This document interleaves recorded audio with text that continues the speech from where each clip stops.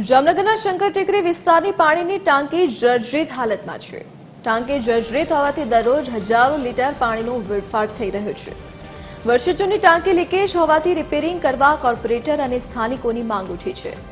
અગાઉ ટાંકીના પાણીના ફોર્સને લીધે એક દિવાલ ધરાશાયી થઈ હતી, જેમાં એક વ્યક્તિએ જીવ ગુમાવ્યો હતો।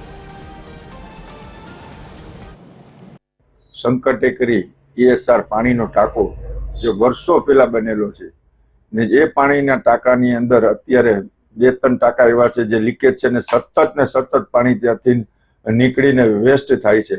જ્યારે આપણે અવારનવાર અમે વિરોધ પક્ષ તરીકે હું મારા વિસ્તારની અંદર જ આવે છે, હું વિસ્તારનો જ કોર્પોરેટર છું, મેં રજૂઆત કરેલી હતી, છતાં પણ તંત્ર ધ્યાન ન દેતું।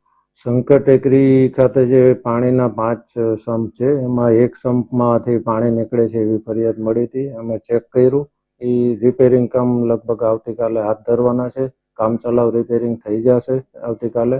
અને એ સંપ જૂનો હોય, અમે સંપને ડિસમેન્ટલ કરી નવો બનાવવા માટેનું કન્સલ્ટન્ટ દ્વારા સર્વે કરી લેવામાં આવેલું છે। એની DPR બનાવવાની કામગીરી હાલમાં ચાલુ છે। ટૂંક સમયમાં DPR બની જાય એટલે એનું ટેન્ડર બહાર પાડી અમે કામગીરી નવો બનાવવાની કામગીરી ચાલુ કરશું।